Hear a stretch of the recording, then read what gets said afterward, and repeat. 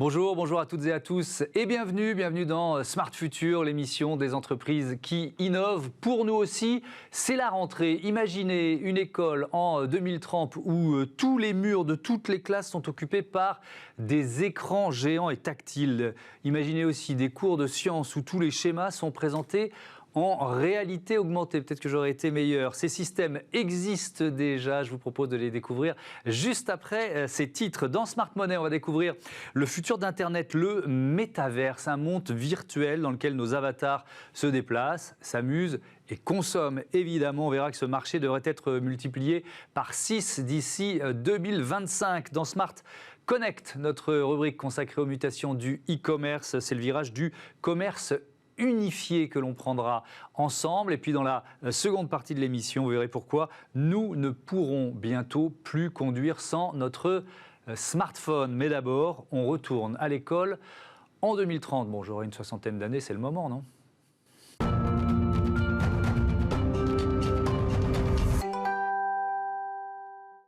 L'école du futur, c'est le sujet de la semaine dans notre émission. Je vous présente mes invités. Nawel Aboub, bonjour. Bonjour. Bienvenue. Vous êtes cofondatrice de Rising Up, docteur en sciences cognitives. À vos côtés, Nicolas Caligiuri, bonjour. Bonjour. Le cofondateur de Foxar. Et puis avec nous en visioconférence, Hugo Loy, qui est directeur général de PixMinds. Bonjour Hugo et bienvenue à vous aussi. Tiens, je vais vous demander de présenter un peu vos entreprises respectives pour commencer, vos métiers. Nawel Aboub, c'est quoi Rising Up ?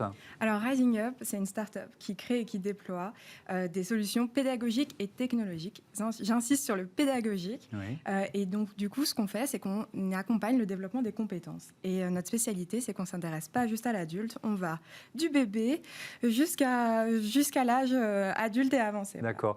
Quand vous dites pédagogique et technologique, et dans cet ordre-là, j'imagine que c'est important, ça veut dire que vous partez des besoins pédagogiques en vous disant quelle technologie pourrait m'aider ensuite ? Est-ce que c'est ça la logique ? Exactement, vous avez tout compris. Le numérique est à notre service, est au service de la pédagogie. Et souvent, on parle d'outils, de comment justement on va gagner en performance avec des outils, mais avant ça, on va repenser à pourquoi on utilise ça, comment on l'a créé, et surtout à quoi elle va servir en fait cette technologie. Et nous, chez Rising Up, c'est quelque chose de très important qui est au cœur de notre méthodologie. Nicolas Caligiuri, à vous, Foxar. C'est quoi Foxar, c'est une application pour smartphone et tablette où ce sont des nouvelles formes d'illustration pour comprendre les notions abstraites du programme scolaire, donc pour les enseignants, pour les élèves, mais aussi pour les parents, pour mieux expliquer et surtout mieux comprendre tout en visualisant grâce à une nouvelle technologie qui est la réalité augmentée. La réalité augmentée, c'est-à-dire qu'un schéma qui était en une seule dimension, d'un seul coup, il s'anime et il prend toutes les dimensions, c'est ça ? Alors exactement, on va s'affranchir des limites des supports classiques comme les images ou même les écrans pour pouvoir disposer donc, des objets 3D en mouvement qui vont être comme s'ils étaient vraiment en face de soi. On peut les manipuler, on peut interagir avec. Et donc, c'est ce que permet toute la technologie de la réalité augmentée. Oui, on voit quelques exemples s'afficher sur nos écrans. Tiens, justement, à propos d'écran, Hugo Loy, chez PixMinds, vous nous en proposez des très grands, des interactifs, des tactiles. C'est-à-dire que sur ce plateau, je pourrais avoir quoi, tous mes murs entourés d'images qui se transforment en écran. C'est ça votre idée ? Exactement. Le plateau de tournage, c'est une des applications de Arc, la technologie d'écran tactile grande dimension qu'on a créée chez PixMinds. PixMinds étant une boîte de hardware, on est des industriels, on fabrique et en France et à l'étranger pour 44 pays. Et donc une des technologies qu'on a développées et qu'on fabrique en interne à PixMinds, c'est Arc, l'écran tactile géant, qu'on utilise pour des applications d'entertainment, d'éducation, que ce soit collaboratif, gamifié, etc., mais aussi pour du plateau de tournage. Alors bon, nous là, on va vraiment se concentrer, puisque c'est le thème de notre débat, sur l'aspect éducatif. Comment ça marche ? Tout simplement, c'est un système d'écran tactile. C'est quoi la technologie qu'il y a derrière ces murs interactifs ? Oui. Donc, ces murs interactifs, en fait, sont dans la gamme des technologies de projection ou de rétroprojection, comme on peut en voir parfois lors de certains événements. La grande particularité étant que les images de Arc sont rétroprojetées, tout se passe à l'intérieur de l'écran au lieu de l'extérieur, ce qui fait que les utilisateurs, on peut le voir derrière, ne projettent pas d'ombre sur l'image. Et ce que nous, on a breveté à l'échelle mondiale, c'est la technologie de détection d'interaction qui permet à des groupes de 10, 20, 30 utilisateurs d'utiliser le mur en même temps. Notamment ce qui permet des applications d'apprentissage pédagogique en groupe, ce qui stimule l'interaction et augmente le temps d'attention des élèves. Est-ce que c'est déjà utilisé? Je crois que oui, mais par quels étudiants? Alors on a essentiellement des étudiants dans le supérieur, que ce soit à la fac ou dans le groupe INSEC, donc qui est une école, qui est une business school en fait. Et du coup l'interaction en groupe est nécessaire pour développer toutes les compétences qui requièrent une interaction avec d'autres groupes humains, que ce soit la vente, la gestion de projet, la gestion, etc. Et donc, le prof, il fait quoi dans cet univers-là? Il guide quand même les élèves. Il peut aussi, sur son écran, j'imagine, avoir évidemment accès à tous les savoirs qu'Internet nous propose. Oui, absolument. Donc, il peut avoir accès à tout le contenu qui est préfabriqué, disponible sur Internet pour n'importe quel ordinateur ou tablette, ou il peut fabriquer son propre contenu qui tire parti du côté interactif et usage en groupe du mur. Donc en fait, il va avoir des parties de son cours qui sont classiques, comme les cours magistraux, où il est seul devant le mur. Alors son cours va évidemment être plus dynamique parce qu'il va pouvoir se déplacer dans le contenu, il y a un sentiment d'immersion. Le contenu du mur pouvant aussi être transmis à distance aux élèves qui notamment sont chez eux. Donc c'est un cours purement magistral. Et en fait, il va pouvoir malayer la structure sociale de la classe, parce qu'il va pouvoir inviter les élèves à se lever et aller au tableau. Cette fois-ci, pas pour résoudre seul un exercice ou donner la réponse qu'eux ont trouvé à un exercice, mais bien interagir en groupe, donc par groupe de 2, de 3, de 4, en équipe, en versus, ce qui permet de mettre immédiatement en pratique ce que le prof vient de donner en cours magistral. Et en faisant plusieurs sessions comme ça, on obtient des périodes de cours d'1 heure qui sont coupées en plusieurs morceaux, ce qui renouvelle l'attention des élèves. Alors ça, c'est une dimension importante, Nawel Aboub, parce que c'est vrai qu'on se demande toujours quelle est la durée d'attention optimale pour un élève ou pour un citoyen, quel que soit son âge d'ailleurs. Il faut structurer ses cours en fonction de cette durée d'attention. En fait, vous avez très bien résumé. L'attention, on ne doit plus la penser comme un bouton on-off. L'attention, c'est quelque chose justement qui va être dépendante de plein de facteurs. De la difficulté, aussi de la motivation qu'on va avoir, du plaisir qu'on va y prendre, etc. Donc vous voyez, ces 15 minutes, on peut les mettre de côté et on peut très bien justement passer 1 heure sur une activité qu'on va aimer parce qu'on a bien structuré et on a bien organisé le temps. On a mis des choses dures et puis après on les a pas laissées trop longtemps. On a mis des choses un peu plus faciles, on les a laissées plus longtemps. Nous, chez Rising Up, quand on structure justement nos modules de formation, on pense comme ça. On pense en fonction de tous ces facteurs et on organise une séquence qui fait qu'à la fin, on sort pas fatigué, énervé, mais plutôt avec justement ce sentiment d'avoir accompli des choses et appris des choses de la bonne manière. Est-ce qu'un écran comme celui qu'on vient de voir, que nous a présenté Hugo Loy, ça peut changer la pédagogie pour vous? Et là, j'inverse un peu la logique que vous donniez tout à l'heure. Est-ce que ce n'est pas l'outil qui ouvre de nouvelles perspectives pédagogiques? Je pense que si on a créé ces outils, c'est parce qu'il y avait un besoin. On voyait que les élèves n'ont plus l'attention qu'avant. Alors on dit souvent cette phrase-là, qu'on a perdu de l'attention. C'est surtout que le monde a changé, qu'on est à disposition des écrans comme ça, l'information va plus vite, il y en a de plus en plus. Du coup, nous, en tant que pédagogues, on doit réinventer nos pédagogies. On doit adapter en fonction de ce que les élèves ont du plaisir aussi à faire. Et je pense que des outils comme ce qu'on a eu juste avant ou ce que d'autres ont été constitués, je trouve ça magnifique parce que c'est un portefeuille d'outils qu'on peut utiliser. Et ça, je trouve que le plus justement les élèves vont prendre du plaisir, vont aimer apprendre des choses, le plus justement on pourra garantir un apprentissage efficace. Alors justement, Nicolas Caligari, vous proposez quoi, un outil aux profs et peut-être aux élèves qui galèrent un peu, c'est ça? C'était ça votre idée de départ? Alors oui, effectivement, l'idée de départ, c'était surtout pour que les élèves comprennent vraiment les points qui peuvent être bloquants dans la scolarité, donc notamment en particulier dans les maths et surtout les matières scientifiques. C'est aussi parce que j'ai fait un cursus scientifique, donc c'est un peu plus ces matières-là sur lesquelles je suis parti, nous sommes partis au début. C'est-à-dire que vous disiez tout à l'heure des notions abstraites, il faut trouver le moyen de les simplifier, comment vous diriez ça? En fait, c'est que les illustrations actuelles, donc papier ou vidéo, elles font pas le bon modèle mental en fait. Et donc avec la réalité augmentée, on va pouvoir donner directement la bonne représentation. Donc par exemple en maths, les fractions, comprendre les fractions, ça ce sont des notions qui sont essentielles, qui sont fondamentales, et pourtant très compliquées à exprimer, à expliquer donc dans les classes en primaire. Ouais. Et donc ça va effectivement permettre aux professeurs de mieux imager, de mieux faire comprendre aux élèves comment fonctionnent certaines notions comme fraction. Ces outils à base de réalité augmentée, vous les avez développés avec des professeurs ? Exactement, ça fait 3 ans où on fait vraiment une co-construction avec tous les acteurs de l'éducation nationale. Donc on est allé rencontrer plein de professeurs, plein d'établissements scolaires, pour que ce soit vraiment un outil qui soit utile et qui ait vraiment une plus-value donc de la réalité augmentée.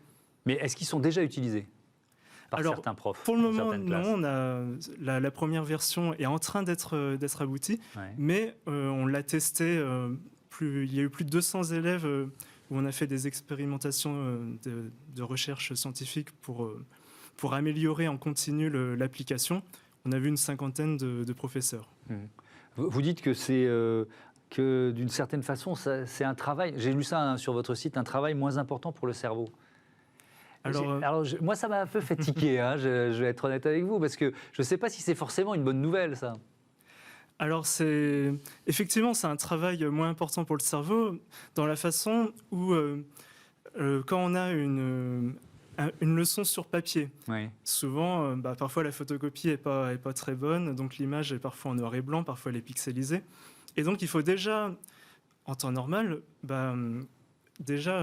comprendre ce que l'image veut dire, ce que le texte explicatif ensuite à côté veut dire. Construire sa représentation, voilà, c'est exactement. ça. Et finalement, ça prend du temps. Et finalement, c'est du temps parasite qui n'est pas utilisé pour comprendre directement la notion et ensuite aller au-delà. Avec la réalité augmentée, on peut tout de suite apporter donc une bonne représentation pour ensuite construire beaucoup plus une fois qu'on a compris. Hugo Loy, je reviens vers vous. Je ne sais pas si vous connaissiez l'initiative et les produits de Foxart, mais on peut tout à fait, peut-être qu'il y en a déjà d'ailleurs, imaginer cette réalité augmentée dans vos écrans ARC. Absolument. En fait, on a déjà un certain nombre d'expériences, alors qu'ils ne sont pas en production, mais qui sont en cours d'expérimentation, notamment par le labo l'IRIS à Lyon, qui est un labo INSA avec Jean-Charles Marty, qui est un ponte de la pédagogie, et notamment collaborative. Et oui, les interactions entre les différents nouveaux outils qu'on a à notre disposition, ça peut faire un vrai bon orchestre. Et alors, même pas forcément qui va donner moins de travail au cerveau, mais là où je rejoins Nicolas, c'est que le cerveau, on n'a pas l'impression, après la séance, d'avoir vraiment travaillé. On a tous ces moments, ces souvenirs, soit de l'école, soit de certains voyages, soit de premières expériences professionnelles, là où on a vraiment le plus appris très fort au contact des bonnes personnes, avec les bonnes interactions. Et quand on se souvient de ça, en général, ce sont de très bons souvenirs. On n'a pas l'impression d'avoir travaillé. Et c'est vraiment ça l'objectif, en immergeant les élèves dans le contenu, en les faisant interagir entre eux et en structurant le temps de la bonne façon. Est-ce que vous diriez, je vais vous poser un peu la même question à tous les trois, je commence avec vous, Hugo, que l'école, elle est obligée de s'adapter, de réduire ou de rattraper son retard, son décalage avec finalement les usages des écrans que les élèves ont au quotidien avant et après leur temps de classe? Alors, est-ce qu'on peut vraiment parler d'un retard? Je ne m'exprimerai pas sur toutes les données que j'ai pas. Je pense qu'en effet, on est obligé, c'est poussé par la force des choses, d'établir de nouvelles méthodes éducatives avec de nouveaux outils. Et c'est vraiment très très libre, il faut plutôt s'adapter aux nouvelles générations d'étudiants plutôt que de se forcer à utiliser certains outils. Encore une fois, comme vous l'aviez dit, madame, c'est on a le choix des équipements de plus en plus avec toutes les startups qui naissent dans ce domaine-là. Par contre, la réalité, c'est qu'on a un vrai terrain, on a une vraie ressource à exploiter. On a une nouvelle génération qui n'est pas que scotchée aux écrans, qui a également des capacités de réactivité, d'adaptation au monde dans lequel on vit, qui sont énormes. Et on a quelque chose à faire de très très bien sur les 10-20 prochaines années. Alors je vous pose la même question. Est-ce que l'école est finalement obligée de s'adapter? Moi, je dis rattraper son retard, mais c'est vrai aussi parfois pour le monde de l'entreprise. Ouais. On utilise des outils informatiques ultra performants, et puis si on arrive au bureau et qu'on a un vieil ordi qui rame, ça ne va pas, quoi. Vous voyez ce que je veux dire? Bien Donc, c'est une obligation. C'est ça, mais c'est pour ça que l'école, maintenant, peut-être qu'on peut même enlever cette idée du scolaire que c'est entre 3 ans et 16-18 ans. Peut-être que l'école, en fait, elle va changer parce que maintenant, on a besoin d'apprendre tous les jours. Nos métiers se réinventent. On ne va plus faire les mêmes métiers à 20 ans qu'à 40 ans. Du coup, déjà, cette notion-là, on va essayer aussi elle va changer dans les années qui viennent. Oui, vous êtes optimiste, hein, parce que l'éducation nationale, je vais reprendre les mots d'un ancien ministre bien connu, Monsieur Allègre, c'est un mammouth qui est difficile à bouger, quoi, vous voyez ? Bien sûr, mais c'est pour ça qu'on travaille tous sur ces notions-là. Mais j'aimerais quand même relever cette idée de l'outil. L'outil, c'est une chose, mais ce qui est important, c'est le contenu. Là, on est sur des contenus scolaires, certes, mais peut-être que justement, actuellement, on a des machines de plus en plus puissantes. Ça automatise plein de choses. Peut-être qu'on devrait aussi maintenant penser hard skills, c'est-à-dire la lecture, les mathématiques, ce dont on a besoin, mais aussi ces fameuses soft skills, ces compétences qui sont transversales, dont on a besoin pour s'adapter, justement. Cette capacité qu'on a à prendre des décisions, à justement avoir un esprit critique, toutes ces choses dont on a besoin, que ce soit à l'école, que ce soit après à l'université, que ce soit justement dans des entreprises ou dans des associations. On a besoin de ces compétences et elles ne sont pas assez mises en avant. Moi, mon travail et ma mission actuellement, maintenant que j'ai fini la fac et que j'ai fini les bancs de l'école, c'est justement de me dire, après toutes ces années de recherche, il faut aussi qu'on se positionne et qu'on change ces choses-là. Ouais. Vous êtes docteur en sciences cognitives. Est-ce que notre cerveau, il est effectivement en train de changer ? C'est ça qui est incroyable. Avec les écrans. Est-ce que c'est une réalité, ça ? C'est une réalité, parce que tout simplement, notre cerveau, il a cette capacité incroyable à se façonner en fonction du monde qui l'entoure.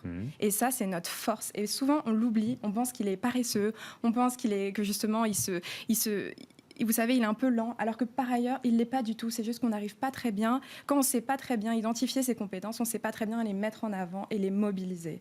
Moi, mon travail maintenant, c'est de justement vulgariser tout ça et d'essayer de mettre des vraies notions à des compétences qui sont très importantes et qui sont au cœur de l'école, mais pas que, aussi dans le supérieur et aussi dans les entreprises. Oui, mais quand même, on fait moins travailler notre mémoire. Parce qu'on a un accès ultra rapide à la connaissance. Donc pourquoi s'embêter à chercher le nom, la date, etc., alors qu'elle est disponible en un clic.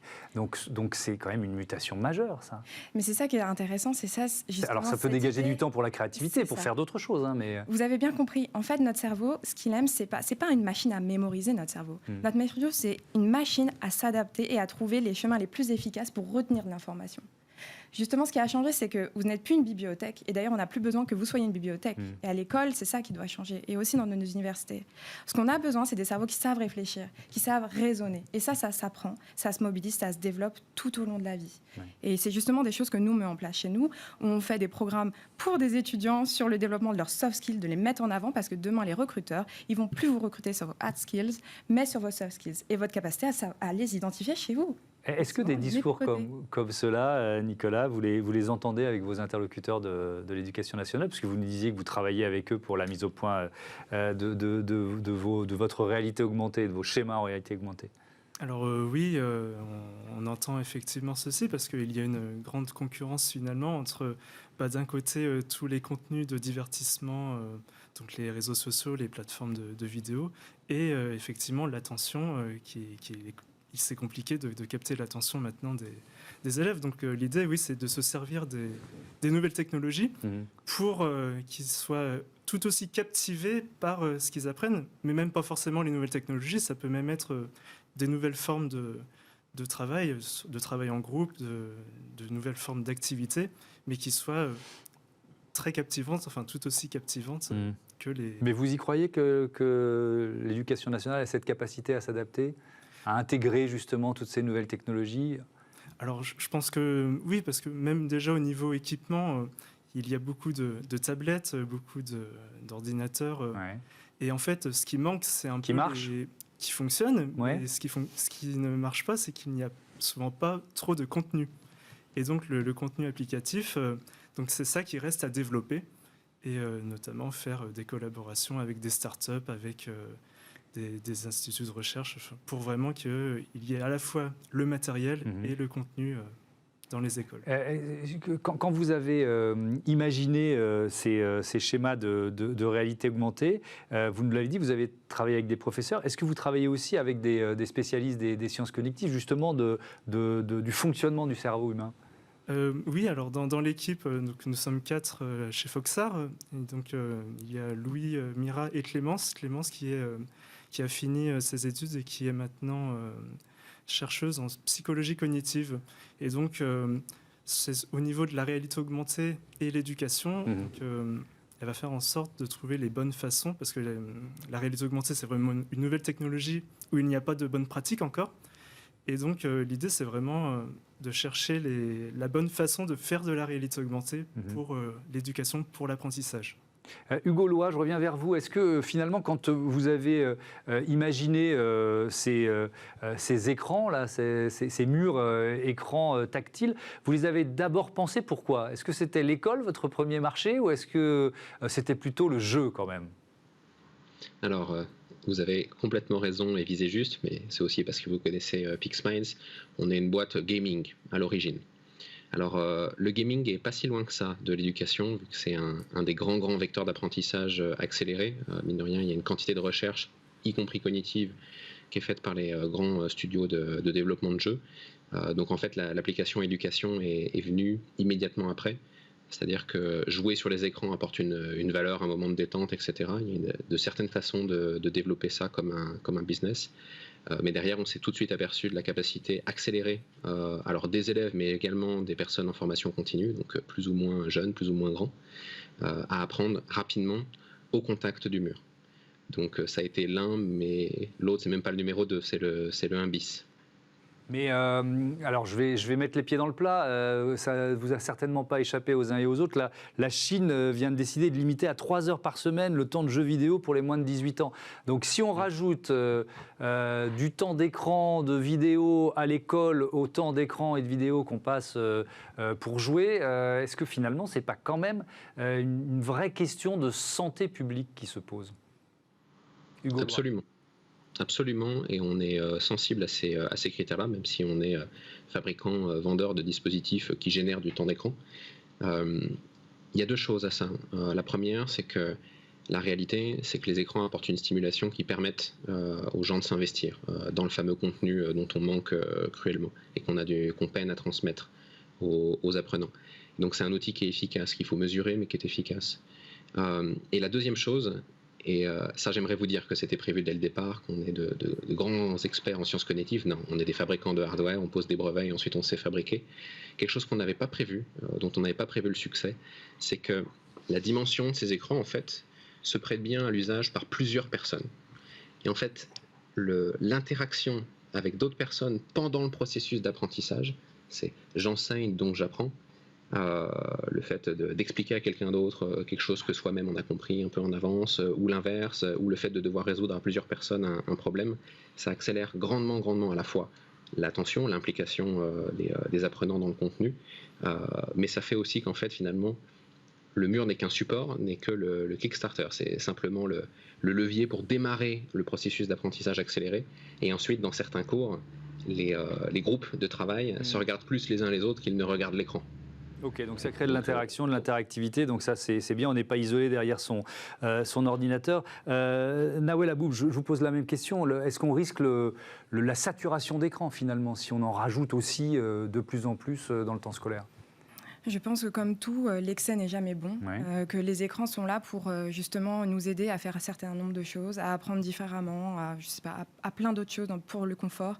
Mais je pense que quand même, l'interdiction, c'est toujours des choses qui sont, d'un point de vue prévention, des choses qui ne marchent jamais. Ce qu'il faut, c'est éduquer, permettre aux gens de bien comprendre à quoi ils servent, pourquoi, et aussi évaluer l'impact de tous ces outils. Parce que souvent, voilà, on utilise du temps d'écran, mais à quoi il sert et qu'est-ce qu'on apprend vraiment? Qu'est-ce que les enfants apprennent? Qu'est-ce que les adultes apprennent? C'est important aussi de mesurer les choses pour savoir qu'est-ce qui est le mieux pour son cerveau et pour son futur. Merci beaucoup, merci à tous les trois d'être venus présenter vos innovations. Voilà, c'était l'école du futur. Tout de suite, on change de thème, on va parler argent, c'est Smart Money. Retrouvez Smart Money au cœur de Smart Future avec eToro, leader mondial des plateformes de trading social.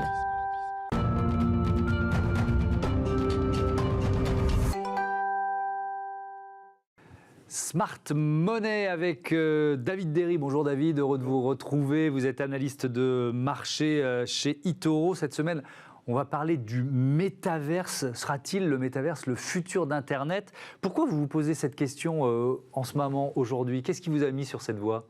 Déjà, il y a eu les propos de Mark Zuckerberg il y a quelques temps sur le métaverse. Ouais. À la dernière assemblée générale de Facebook, c'était le grand sujet. Ouais. Et donc, Mark Zuckerberg a déclaré que ça allait être le focus de l'entreprise ces prochaines années. Ouais. C'est quoi le Alors, métavers? le métaverse, ça apparu en 1992, justement, dans un roman qui s'appelle Snow Crash. Et ça fait référence, en général, quand on parle de métaverse, on fait référence à un monde virtuel qui est créé artificiellement, justement, de manière informatique. Et donc, ensuite, dans le métaverse, donc chaque personne est représentée par un avatar. Ouais. Et il peut après interagir avec les autres.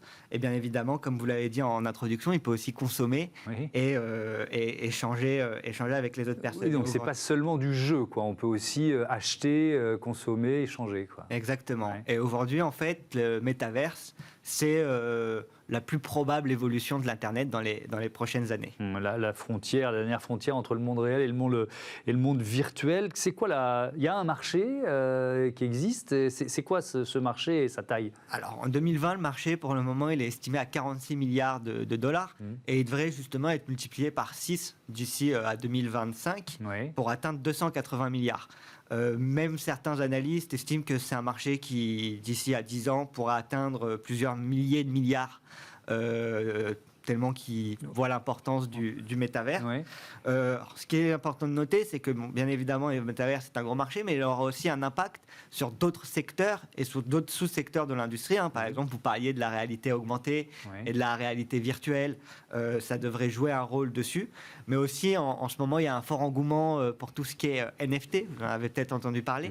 Et ça aussi pourra jouer un rôle bénéfique sur ce secteur-là. Parce que, comme on le disait, justement, les gens dans le métavers auront besoin d'acheter, par exemple, des vêtements pour leur avatar ou pourront acheter des places de billets pour aller à un concert virtuel ou même de l'immobilier de façon virtuelle. C'est d'ailleurs déjà possible sur un jeu qui s'appelle Decentraland. Ouais. On peut acheter de l'immobilier de façon virtuelle. Donc c'est une vie parallèle qu'on aurait en quelque sorte. C'est une vie dans le monde virtuel. Ouais, une vie dans le monde virtuel. Qui sont les acteurs de ce marché, de ce secteur aujourd'hui? Bon, comme on a beaucoup parlé, c'est Facebook le premier acteur qui vient en tête. Mais ensuite, il y a d'autres entreprises qui travaillent aussi sur le métaverse. Donc il y a par exemple Snapchat ou Twitter qui pourraient être des investissements intéressants pour ceux qui souhaiteraient s'exposer au métaverse. On a Roblox, cette entreprise de jeux vidéo qui est en soi déjà une sorte de métaverse à son échelle. Et puis ensuite, on a d'autres secteurs, donc comme on le disait, qui pourraient être impactés par justement le développement du métaverse. On a les semi-conducteurs, donc comme avec des entreprises comme Nvidia ou AMD. On a les éditeurs de jeux vidéo, donc par exemple Unity, qui permet de créer des jeux vidéo, pourrait aussi bénéficier du métaverse. Et puis ensuite, les géants du web qui auront sans doute, une fois le métaverse développé, une place assez importante. Donc là, on peut penser à des entreprises comme Netflix, Microsoft qui travaillent aussi sur cette technologie, ou même Walt Disney qui probablement fera quelque chose une fois que le métaverse sera développé. À un moment où le géant du divertissement s'y mettra lui aussi. Est-ce que la réglementation, c'est une forme d'inconnu aujourd'hui pour les acteurs de ce secteur? Tout à fait. Aujourd'hui, c'est la plus grande question. Vous en parliez justement juste avant. Il y a eu la Chine, par exemple, qui a limité à 3 heures par semaine le temps pour les mineurs devant les jeux vidéo et les écrans. Et donc, ça pourrait être problématique pour l'expansion du métaverse, encore plus si d'autres pays commencent à rejoindre la Chine dans leur réglementation et donc à limiter le temps d'écran. C'est l'une des limites qu'il pourrait y avoir pour le métaverse, mais pour le moment, on n'a pas encore de réglementation à proprement parler. Oui. Puis après, on peut se poser la question de la mise en œuvre d'une telle mesure d'interdiction. Ça peut peut-être marcher dans un pays comme la Chine. Ce sera sans doute plus compliqué dans les démocraties occidentales. En conclusion, c'est quoi les conseils à donner à de futurs investisseurs éventuels? Est-ce qu'on investit? Alors, bien évidemment, comme à chaque fois, en général, dans les sujets qu'on traite sur Bismart, c'est des sujets d'avenir. Donc, c'est des thèmes intéressants à l'avenir pour les investisseurs. Donc, ceux qui arriveront le mieux à investir dans le métavers, c'est ceux qui arriveront à trouver justement les futurs leaders de ce marché-là. On en a évoqué certaines possibilités comme Facebook, Snapchat ou autres qu'on a évoquées juste avant. Et puis ensuite, pour ceux qui souhaitent investir sur le métavers d'une façon indirecte, ils peuvent justement investir sur d'autres sous-secteurs, par exemple les fournisseurs de données. Il faudrait qu'il y ait une 4G ou une 5G vraiment importante pour que justement le métaverse fonctionne. Le cloud, toutes ces données qui seront sur le métaverse devront bien être hébergées quelque part. Donc le cloud pourra avoir un impact, ça pourra avoir un impact positif sur le cloud. Et puis comme on l'avait dit, les semi-conducteurs ou la réalité virtuelle, c'est tous les secteurs qui pourraient justement être impactés par le métaverse. Merci beaucoup David Derry, analyste de marché chez eToro. À très vite dans cette émission, dans le prochain numéro de Smart Future. Ce sera vous ou ce soit Antoine Fraisse-Soulier. Évidemment, Smart Connect, tout de suite, les mutations du e-commerce. On va parler commerce unifié. Retrouvez Smart Connect au cœur de Smart Future en partenariat avec Cdiscount.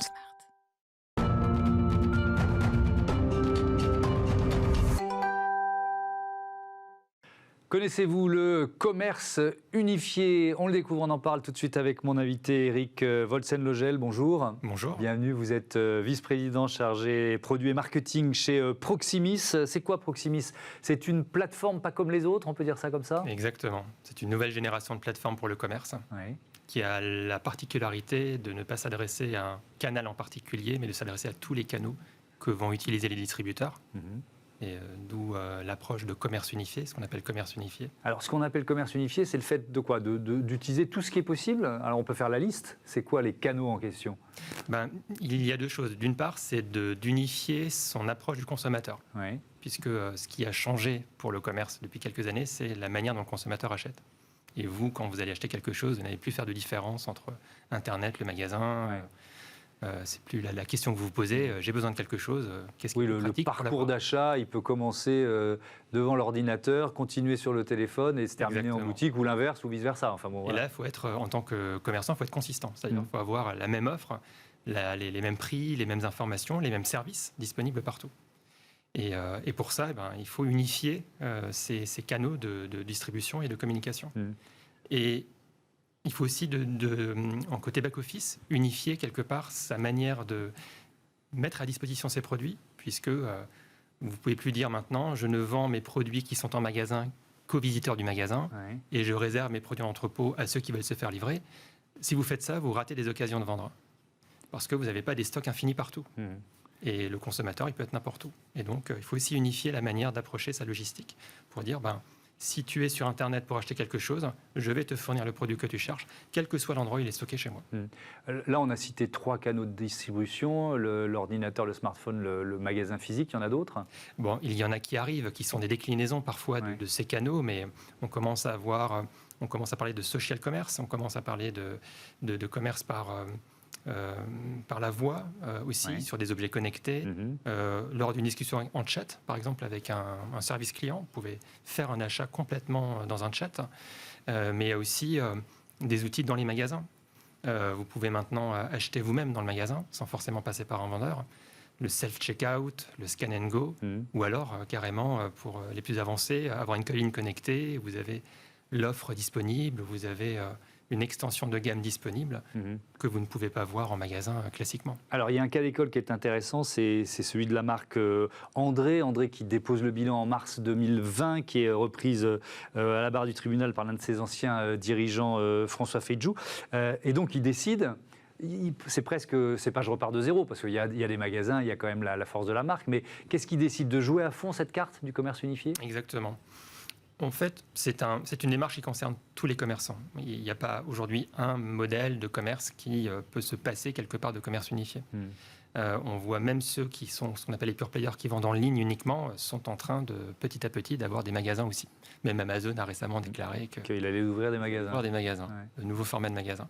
Donc dans le cas de André, ce qui était intéressant, c'était qu'effectivement, à l'occasion de la reprise, il y avait une nécessité de repenser beaucoup de choses, dont le système informatique au passage, puisqu'ils se séparaient de leur ancien actionnaire qui détenait le système informatique, et donc c'était l'occasion effectivement de partir de zéro.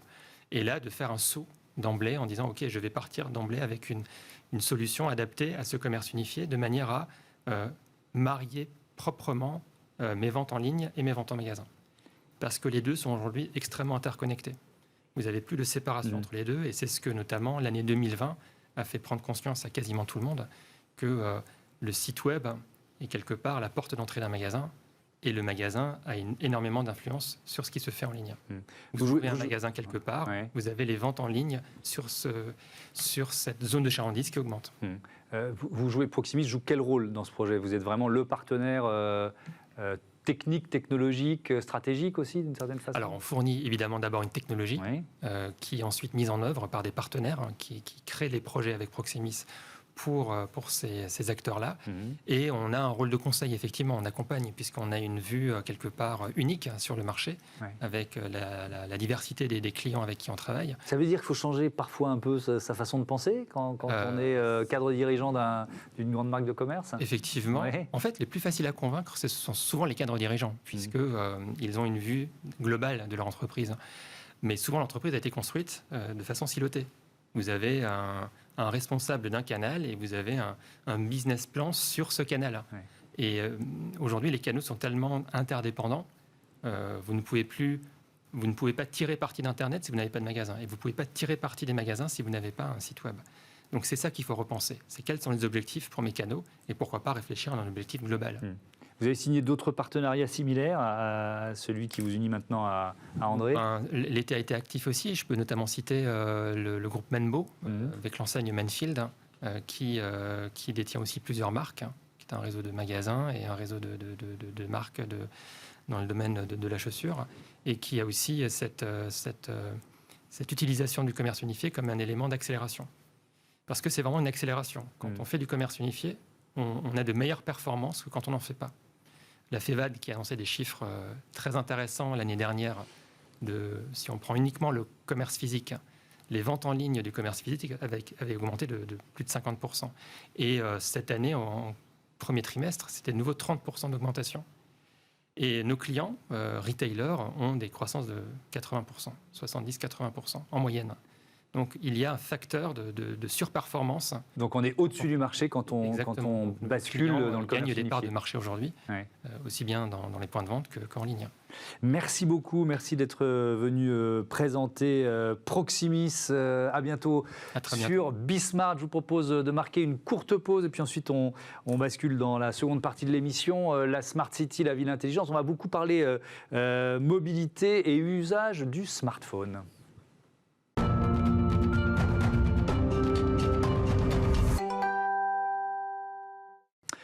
La seconde partie de ce Smart Futur consacrée, comme chaque semaine, à la ville intelligente, Smart City et aux nouvelles mobilités. 2 thèmes à venir. La technologie XE qui permet d'utiliser la data pour apprendre à conduire plus léger et donc à faire des économies de carburant. Mais d'abord, sortez vos smartphones, vous allez en avoir besoin pour démarrer la voiture.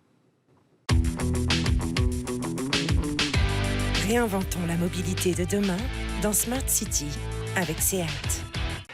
Et dans la Smart City, on se déplace en voiture, mais avec son smartphone. Et pas seulement en voiture, vous allez comprendre grâce à mon invité Lise Remarque. Bonjour. Enchantée. Bienvenue, bonjour. Heureux de vous accueillir. Vous êtes directrice marketing SEAT et Cupra, qui sont 2 des marques du groupe Volkswagen. Le smartphone qui est en train de devenir le meilleur ami de l'automobiliste, est-ce qu'on peut dire ça ? Absolument. Le smartphone, aujourd'hui, déjà, c'est un outil incontournable dans notre vie du quotidien. Je crois qu'on est tous assez addicts à nos smartphones. On l'utilise jour, nuit et un peu partout. Et on peut compter les heures qu'on a passées dessus à la fin de la journée. Et l'idée, c'est qu'effectivement, le smartphone peut se prolonger dans une voiture, mais pas que, puisque le smartphone va devenir également un outil de mobilité, puisqu'il va nous servir aussi à aider et à faciliter nos déplacements avec la voiture et au-delà de la voiture.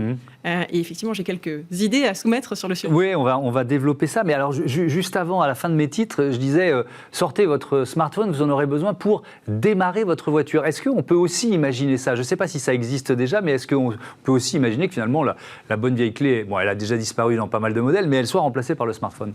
Alors, c'est vrai qu'on voit depuis quelques années maintenant la clé qui peut rester dans la poche ou dans le sac à main pour les femmes, pour effectivement ouvrir la voiture sans avoir à sortir sa clé. Ce qu'on voit aussi aujourd'hui, et on a la chance de pouvoir en disposer typiquement dans notre gamme SEAT et Cupra, c'est de pouvoir effectivement activer par le biais d'une clé digitale l'ouverture de la voiture sans la clé, mais juste avec le smartphone. Donc effectivement, c'est déjà une grosse avancée.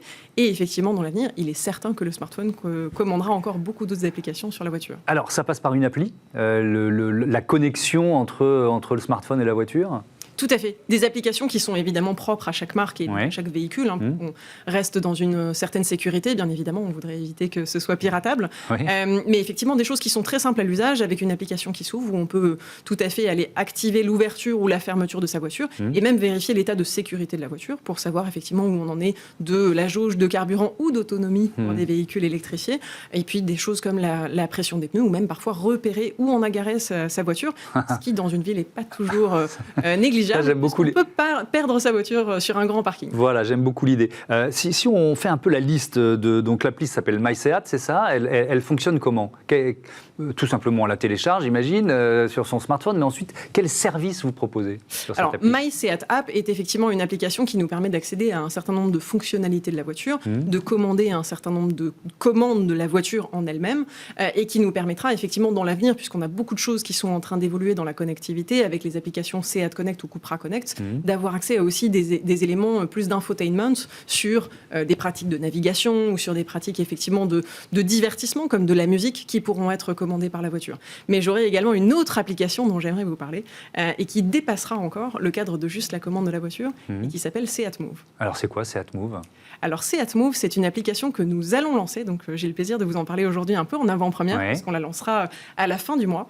Seat Move est une application qui se veut un calculateur de trajet intermodal. L'idée, c'est tout simplement de pouvoir proposer à un consommateur de pouvoir non seulement calculer le trajet le plus efficace dans sa voiture, mais surtout de calculer le trajet le plus efficace en utilisant l'ensemble des moyens de mobilité à sa disposition pour faire le trajet le plus efficient, qu'il soit en termes de rapidité, d'écologie ou d'économie, en utilisant différents moyens de transport. Donc un utilisateur pourra paramétrer en fonction des moyens de transport qu'il souhaite utiliser ou dont il a à disposition un certain nombre d'éléments, pouvoir combiner par exemple un trajet. Pour moi qui suis en région parisienne mais pas sur Paris, en étant à l'extérieur de Paris par exemple, je vais avoir la possibilité de faire la première partie de mon trajet en voiture, mais Paris étant difficilement accessible aux voitures, de faire la suite de mon trajet en transport en commun ou en trottinette, et même de trouver les parkings qui vont me permettre de faire les relais pour optimiser mon trajet en temps, en énergie ou effectivement en économie. Donc ça suppose, pour lancer un produit comme celui-là, des partenariats, j'imagine, avec d'autres opérateurs de la mobilité.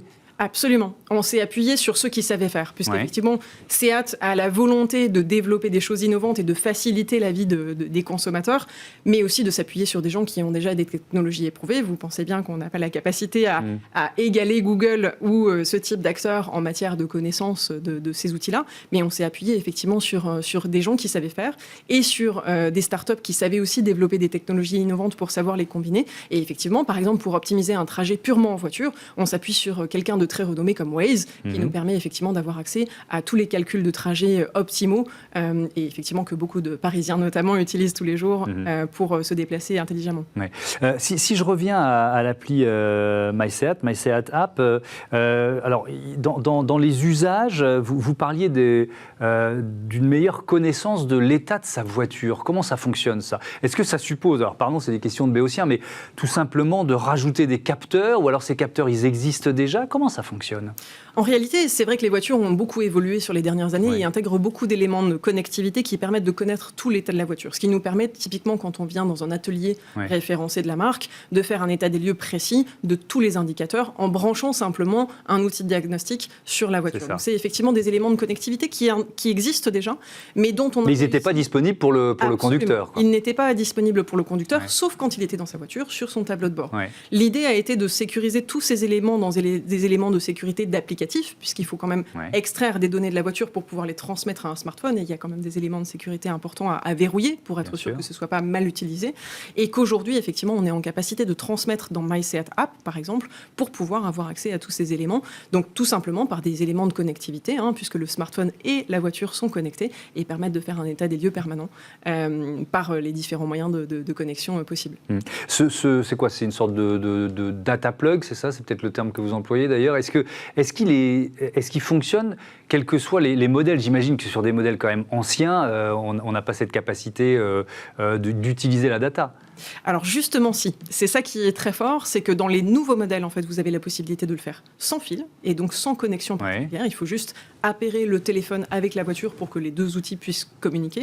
Sur des véhicules plus anciens, effectivement, on travaille avec un data plug qui est en fait un petit boîtier de connectivité qu'on branche sur la prise de diagnostic. On le rajoute en fait, d'accord. Okay. Et qui va permettre de recentraliser, en fait, un peu comme un routeur Wi-Fi, de recentraliser ces éléments pour pouvoir les transmettre au smartphone, qui lui est effectivement peut-être un peu plus récent en termes de production. C'est quoi c'est un outil d'assistance routière en quelque sorte? Totalement. D'assistance routière, de maintien de la sécurité, d'information aussi, puisque c'est vrai qu'au final, aujourd'hui, on peut dans son canapé savoir effectivement quel est notre kilométrage ou quel est le niveau de pression de pneus pour préparer un trajet ou pour anticiper un entretien du véhicule, ce qui est effectivement une vraie plus-value pour un consommateur.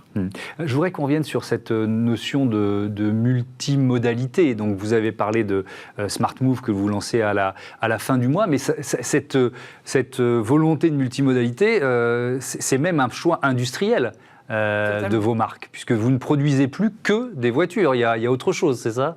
Totalement. Alors, on est très fiers dans l'équipe SEAT de lancer depuis quelques jours à peine une offre packagée qui vient un peu bouleverser les traditions de l'automobile, puisque en tant que fournisseur de mobilité, SEAT aujourd'hui propose une offre packagée qui inclut à la fois une voiture, bien sûr, mais aussi un scooter électrique et même une trottinette électrique, avec la possibilité de choisir parmi ces différents modèles n'importe quel produit de la gamme qu'on peut combiner ensemble. Ce qui permet d'avoir une offre assez innovante qui s'adapte à la fois de l'usage d'un individu dans son quotidien, puisqu'effectivement sur Paris, on l'a dit tout à l'heure, il est souvent utile d'avoir différents moyens de transport pour pouvoir assurer un trajet, mais aussi au sein d'un foyer de pouvoir assurer des transports pour différentes personnes, puisqu'il est possible, par exemple, d'emmener un enfant à l'école avec la voiture, mais pour quelqu'un qui travaillerait en individuel, de prendre le scooter et de se déplacer par soi-même, et également pour peut-être quelqu'un qui serait un peu plus jeune, de prendre la trottinette pour différents trajets un peu plus courts du quotidien. Oui, on peut même imaginer avoir sa trottinette dans son coffre et ce que vous disiez tout à l'heure, c'est-à-dire faire la première partie du trajet en voiture et sortir la trottinette du coffre, quoi. Totalement. Et donc ça regroupe évidemment des choses qu'on va déployer ensuite dans l'application, qui sera ouverte au-delà des clients SEAT à tout le public, mais qui effectivement sera particulièrement adaptée pour des clients qui auraient souscrit à cette offre multimodale et packagée, qui permettra effectivement de centraliser tous les moyens de transport dans un seul calculateur de trajet pour faciliter la mobilité. Vous parliez de révolution, parce que quand on est constructeur auto, on ne s'improvise pas forcément constructeur de scooters ou de trottinettes. Alors c'est sans doute plus simple, mais c'est quoi les défis à relever ? Il y en a beaucoup. Et effectivement, comme vous le disiez tout à l'heure, c'est une vraie révolution dans la façon de penser. Puisqu'effectivement, aujourd'hui, il faut accepter en tant que constructeur automobile qu'il n'y a plus que la voiture pour se déplacer. Il y a beaucoup de moyens de mobilité, qu'ils soient des moyens en commun ou des moyens individuels, qu'ils soient électriques ou thermiques. Il y a beaucoup de choses qui existent et qui, au final, se développent de manière de plus en plus forte. Et les tendances récentes l'ont confirmé. Mais c'est vrai que c'est déjà un changement de paradigme et de façon de penser les choses, parce qu'il faut accepter qu'il n'y a plus que la voiture de façon industrielle. Et puis, il faut avoir la vision de se dire, demain, on distribuera d'autres choses pour pouvoir apporter en fait les meilleures réponses aux consommateurs. Et là-dessus, effectivement, on a pris le parti chez SEAT, et notamment avec l'entité SEATMO qui a été créée voici quelques mois à l'intérieur du groupe SEAT, de développer également des gammes de micro-mobilité pour pouvoir diversifier l'offre et surtout les combiner de façon à offrir une gamme complète. Ça suppose, tout ce que vous venez de décrire, je vous écoute là, c'est très intéressant, mais ça suppose une 5G efficace et bien diffusée en France quand même. Alors ça suppose effectivement pour que ça marche bien, optimale. Hein, bien sûr. Alors, les produits par eux-mêmes peuvent tout à fait fonctionner sans les outils de connexion classiques, même si c'est mieux quand on a un petit peu de réseau pour pouvoir utiliser l'app, typiquement de multimodalité. Oui, mais même pour qu'une voiture, je vais au-delà de l'app, mais pour qu'une voiture interagisse avec la ville intelligente, avec la Smart City, il faut quand même de la 5G. Quoi. Et c'est vrai qu'on va s'appuyer effectivement sur des réseaux qui vont de plus en plus aller vers de la performance, vers de la rapidité effectivement d'information. Et plus ces informations iront vite, et plus ce sera efficace effectivement pour aller vers de l'information qui combine effectivement les informations du véhicule vers le smartphone et des véhicules entre eux, puisque demain, le véhicule autonome fonctionnera aussi par des systèmes connectés. Ouais.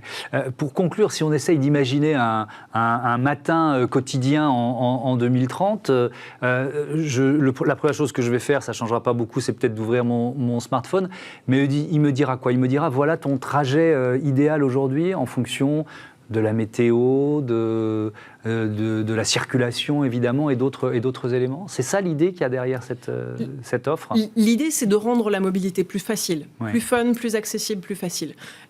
Et clairement, en 2030, on continuera effectivement d'ouvrir son smartphone en tout premier lieu pour savoir quel temps il fait, comment on va pouvoir se déplacer, qu'est-ce qu'on va pouvoir faire dans la journée. Et selon le planning, bien évidemment, ce smartphone va permettre de faciliter l'accès à tous ces moyens de mobilité, de les rendre plus simples, de les rendre plus responsables, de les rendre aussi plus amusants, parce qu'il faut aussi se dire qu'il faut remettre un petit peu de plaisir dans la mobilité, pas la rendre quelque chose de subi.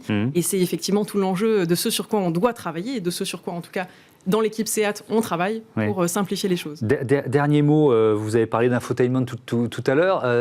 Il n'y a que la musique qui est prévue ou on peut imaginer aussi beaucoup d'autres... Il y a beaucoup de choses. Croyez-moi, sur la roadmap, on a beaucoup de chantiers qui sont en cours. Bien évidemment la musique, mais aussi demain dans la voiture autonome, pourquoi pas d'autres services de divertissement qui seront très au-delà de la musique, puisqu'on peut imaginer effectivement une voiture dans laquelle on regardera un petit peu la route, mais aussi on pourra faire d'autres choses, répondre à des appels, prendre des réunions, pourquoi pas regarder un film quand on sera dans les bouchons. On peut imaginer plein de choses et c'est des choses sur lesquelles on travaille bien évidemment. Merci beaucoup, merci Élise Remarque d'être venue présenter ces innovations de SEAT et Cupra. On passe à Smart Move tout de suite. On continue d'être dans cet univers des nouvelles mobilités.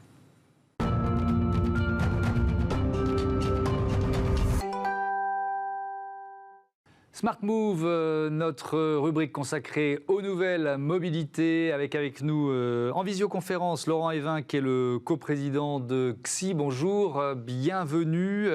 Entreprise XI qui a été créée en 2012. Avec quelle idée? C'était quoi le projet de départ?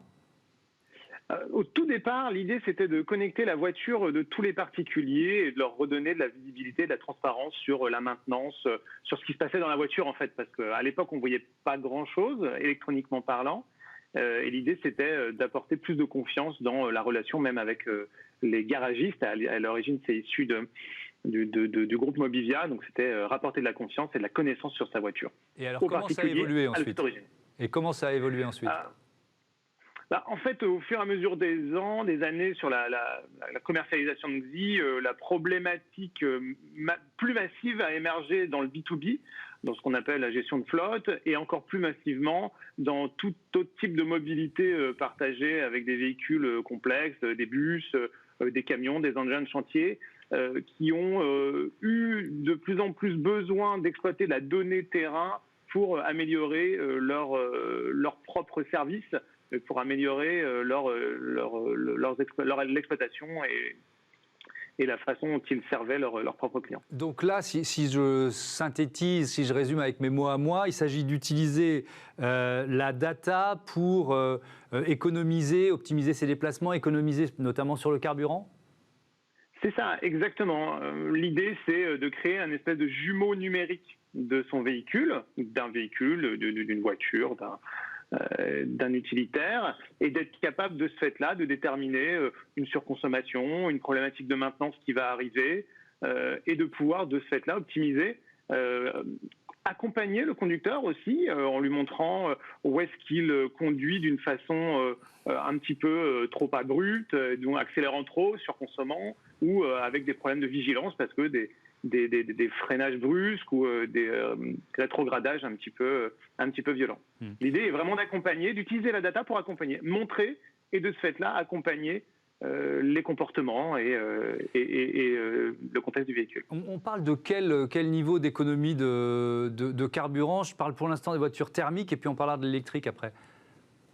Tout à fait. Alors, il y a eu beaucoup d'études de l'ADEME là-dessus et tous ces dispositifs, on considère que ça va de 5 à 12% d'économie de carburant, ce qui peut être assez conséquent. Parce que un meilleur usage à terme et moins de comportements brusques, de très forte accélération, parce qu'on est confronté à la capacité de voir ce que ça donne d'accélérer trop vite, trop fort, et ainsi de suite. Et surtout, la capacité à donner des préconisations aux conducteurs. Oui, il y a une dimension pédagogique qu'on peut évidemment aussi appliquer aux véhicules électriques. Est-ce que vous diriez que quand on achète une voiture, un véhicule électrique, il faut presque réapprendre à conduire? En tout cas, il faut apprendre à bien conduire une voiture électrique? Je pense qu'il faut réapprendre à conduire. C'est totalement différent. Je ne sais pas si vous-même, vous avez déjà conduit un véhicule électrique. C'est assez désarçonnant parce que le freinage, la technique de freinage est complètement différente. La batterie se recharge quand on freine, quand on lève l'accélérateur, pardon. Et donc, lever le pied de l'accélérateur, c'est freiner déjà. Donc, c'est totalement différent. Et oui, il y a besoin d'un vrai accompagnement. Alors quand on fait des petits déplacements de 10-20 km, finalement, on ne s'en rend pas compte si on fait juste de l'intra-urbain. Mais dès qu'on veut faire un petit peu plus, une centaine de kilomètres, on peut gagner 20 à 30% d'autonomie en modifiant un petit peu son comportement. Et là, je parle d'une voiture, mais sur un utilitaire, voire sur un bus, c'est exactement la même chose. Il faut apprendre presque un nouveau mode de conduite, effectivement. Surtout qu'il y a un côté presque ludique, c'est-à-dire qu'on essaye de se rapprocher du nombre de kilomètres d'autonomie affiché par le constructeur de la voiture électrique, c'est ça ? Ouais, exactement, c'est exactement ça. Nous, on donne une statistique à nos clients, qu'ils soient en flotte ou juste sur un véhicule, de comparaison pour chaque trajet entre ce qui a été consommé et ce qui était annoncé au départ en termes de distance possible. Et donc, c'est intéressant de voir quelle est où la différence et d'analyser pourquoi il y a cette différence. Est-ce que c'est parce qu'il y a un comportement de conduite qui est pas approprié au véhicule électrique, ou est-ce que c'est parce que le contexte extérieur aussi joue beaucoup, la température, l'élévation, est-ce que j'ai mis la clim, le chauffage, est-ce que j'étais chargé, un véhicule utilitaire typiquement très chargé va complètement modifier ces données-là. Qui sont vos clients aujourd'hui ? Vous parliez de B2B, vous avez quoi, des grands comptes du CAC 40 ? Qui sont vos clients ? Alors, exclusivement B2B, on a deux typologies de clients, des flottes d'entreprises, qui sont des véhicules de service, des véhicules utilitaires, et de l'autre, des grands groupes qui ont des besoins, alors des grands groupes dans le transport public, comme Keolis, des groupes Transdev, des opérateurs comme Vinci, qui ont des véhicules spéciaux sur la route et qui ont besoin de créer ce contexte virtuel du véhicule pour le comprendre à tout moment, ce qu'il est en train de faire à distance, sans avoir besoin d'intervenir et d'avoir une capacité de réaction en quelques secondes sur ce qui se passe sur l'autoroute. Est-ce que ça veut dire qu'on peut aussi avoir une sorte de prédiction pas des accidents, mais en tout cas des pannes sur les voitures ? Alors, oui, tout à fait. Alors, sur les voitures, c'est un petit peu plus compliqué parce qu'il n'y a pas autant de données qui sont transmises, en tout cas qu'on peut capter, nous. Sur un véhicule un peu plus gros, on a une capacité à monitorer beaucoup de variables, de température, de pression, de type de consommation, même les temps d'ouverture des portes d'un bus, par exemple.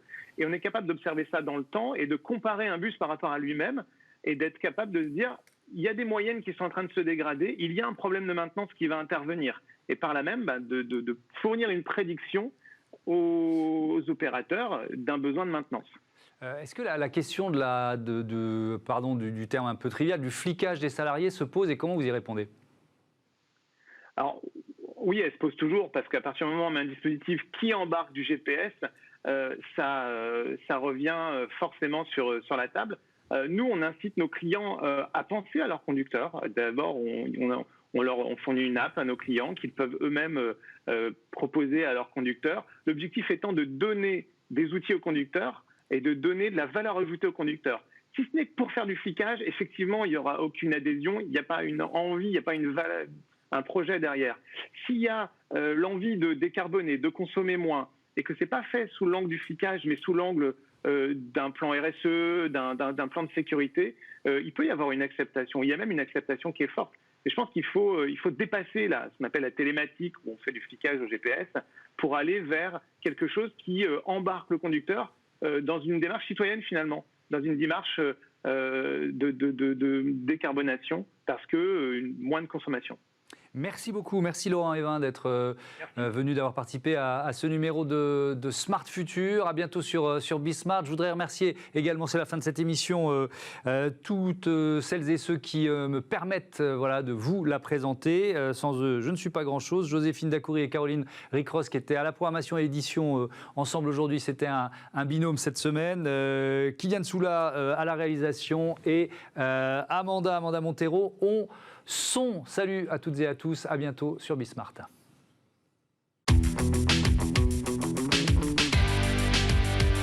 Ce programme vous a été présenté par SEAT.